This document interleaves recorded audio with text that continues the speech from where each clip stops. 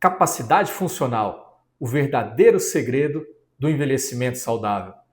Olá, sou o Dr. Marco, geriatra, e hoje nós vamos falar um pouco mais aprofundado sobre a capacidade funcional e a importância dela na vida durante o processo de envelhecimento, principalmente para preservar a qualidade de vida de todos nós. Então, vamos falar um pouco mais sobre isso e a gente vai abordar principalmente dois grandes parâmetros, que é a autonomia e a independência, dois grandes pilares dessa capacidade funcional. E mais uma coisa importante antes da gente adentrar, aprofundar nesse assunto. Por que esse tema? Bom, é muito comum a gente ouvir a frase isso é normal da idade, isso é comum, já está ficando velho, é assim mesmo. Será? Geralmente não.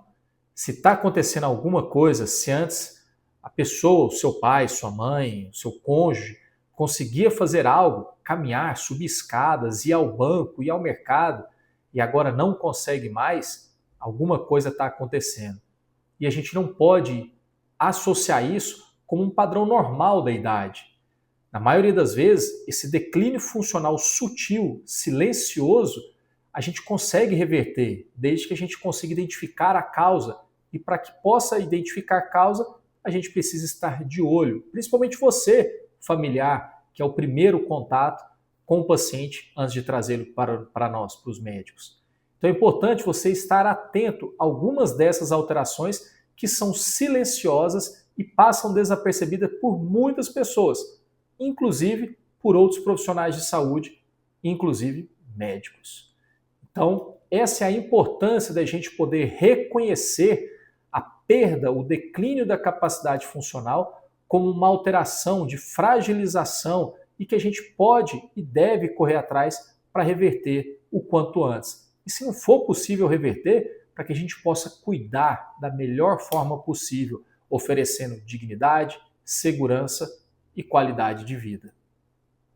Bom, o que vem a ser, então, essa capacidade funcional? Capacidade funcional é a capacidade que o indivíduo, que você tem, de gerir a sua própria vida sozinho. É isso mesmo, de gerir a sua própria vida sozinho, sem auxílio de ninguém.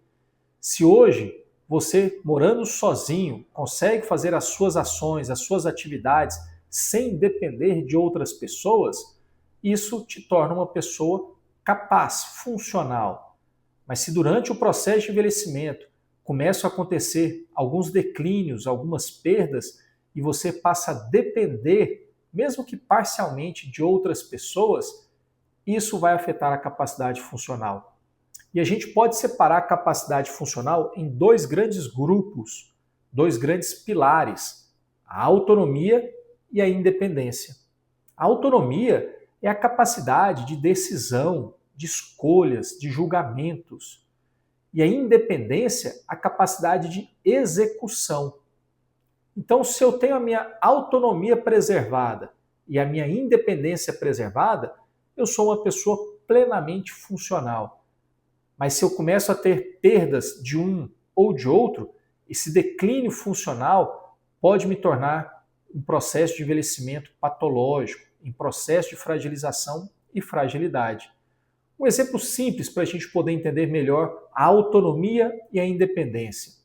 A autonomia, como eu disse, a capacidade de decisão, de julgamento, de pensar. Uma pessoa que tem um comprometimento cognitivo, doença de Alzheimer, por exemplo, ou qualquer síndrome neurodegenerativa que afete a cognição, isso vai afetar a autonomia desse paciente, dessa pessoa, mas não necessariamente uma perda total da autonomia, uma perda parcial. Vai ter momentos que a pessoa vai conseguir ter uma capacidade de autonomia, de escolha, de decisão, de julgamento melhor, mais assertiva, em outros momentos não.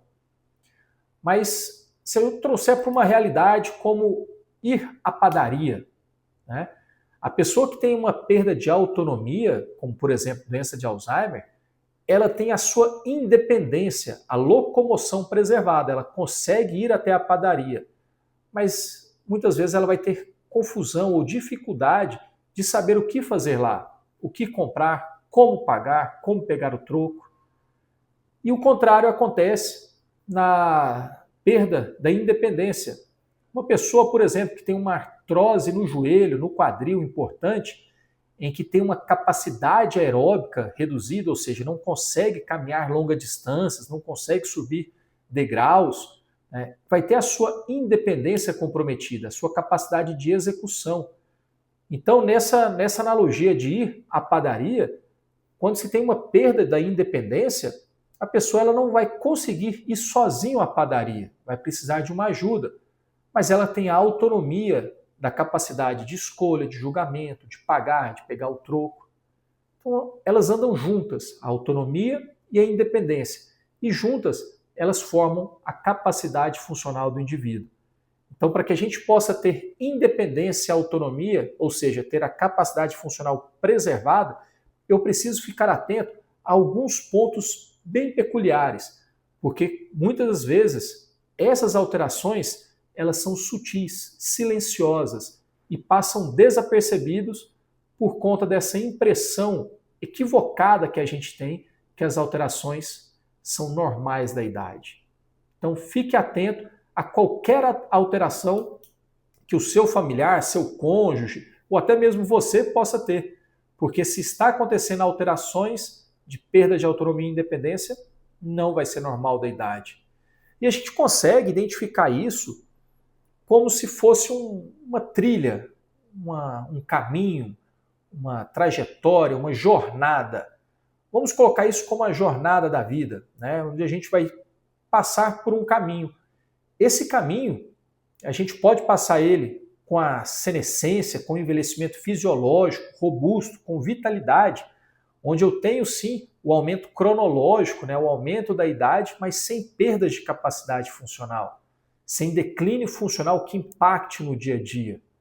E essa trajetória, esse caminho, é um caminho limpo, liso, sem sujeiras, sem buracos, onde eu vou passando pela vida de forma robusta, com vitalidade. É o que a gente almeja. Isso é envelhecer com saúde. Mas pegando essa analogia, se nesse caminho existem obstáculos, buracos que dificultam a gente passar por ele, mas se eu consigo passar por ele sozinho, né, eu posso estar diante de um processo de fragilização, um processo de declínio, mas eu ainda consigo passar por ele sozinho. Eu não sou classificado ou identificado um idoso frágil, mas eu consigo ver perdas de capacidades. Agora, se durante esse caminho eu tenho grandes obstáculos, grandes buracos, onde eu não consigo passar por esse caminho sozinho e eu preciso de alguém, eu sou dependente de alguém, isso é o que torna um idoso frágil, ou um processo de envelhecimento patológico, que é a senilidade. E esse processo de envelhecimento patológico está associado mais à perda de capacidade funcional do que a patologias, do que a doenças. Muitas vezes eu posso ter múltiplas doenças sem perda de capacidade funcional. E eu posso ter uma perda de capacidade funcional que vai ser mais grave do ponto de vista da qualidade de vida, da capacidade funcional, do que uma patologia propriamente dita. Então, vamos sempre observar essa capacidade funcional, ela está diretamente relacionada à qualidade de vida de uma pessoa. E eu separei aqui alguns sinais de alertas que são importantes você em casa observar nos seus familiares. Sinais de alerta, novamente, que passam desapercebidos, né? O mais comum deles, dificuldade para caminhar. Quantas vezes notamos uma dificuldade ou uma incapacidade para fazer os trajetos que antes fazia? Esse declínio funcional, ele demonstra a perda de capacidade. No caso da independência, pela mobilidade, pela deambulação. Se eu tenho um declínio funcional da mobilidade, se eu não consigo caminhar longas distâncias, se eu não tenho mais a capacidade aeróbica, o equilíbrio, a minha marcha, né, o meu caminhar não consegue fazer o que eu fazia antes, existe um declínio funcional. Isso não é considerado normal da idade. E o quanto antes eu identifico isso, eu vou procurar medidas para reversão. Às vezes vai ser um fortalecimento muscular, às vezes vai ser um tratamento de sarcopenia, de osteoporose, de artrose, enfim. mas eu buscando, a partir do momento que eu identifico o problema, eu consigo buscar formas para tentar reverter e recuperar. Então esse é um dos primeiros sinais de alerta, essa dificuldade para caminhar. O segundo sinal de alerta, déficits ou dificuldades de memorização. A memória ela é característica em várias outras situações, mas em algumas situações patológicas de declínio funcional ela é mais característica. A gente não ignora a queixa de perda de memória, mas é importante a gente identificar se essa perda de memória, se essa dificuldade de memorização está associada a patologias ou algumas situações. Em algumas situações relacionadas a patologias, como doença de Alzheimer, por exemplo, fica mais evidente. Mas a perda de memória pode estar acontecendo em outras situações, alterações de vitaminas, de hormônio, de eletrólitos, noites mal dormidas, déficit de atenção, outras situações que a gente consegue reverter de uma forma mais simples. Mas não deixa de ser um declínio que acontece. Isso não é normal da idade. A gente deve identificar isso como uma falha e buscar a principal causa para o principal tratamento. Tropeços e quedas, um grande sinal de alerta. A queda é um evento sentinela no processo de envelhecimento. Um idoso, uma pessoa no processo de envelhecimento que cai, que não consegue manter o equilíbrio, né, isso é visto como um sinal de alerta, um grande sinal de alerta, e que isso vai envolver múltiplos sistemas. Então a gente precisa identificar isso para ver qual é a melhor tratativa, qual é a melhor reabilitação, não só para que a queda não volte a acontecer, mas que a gente descubra o que está fragilizando esse idoso para que ele tenha caído. Cansaço, né? Desânimo para fazer tarefas simples que antes fazia e agora não consegue mais.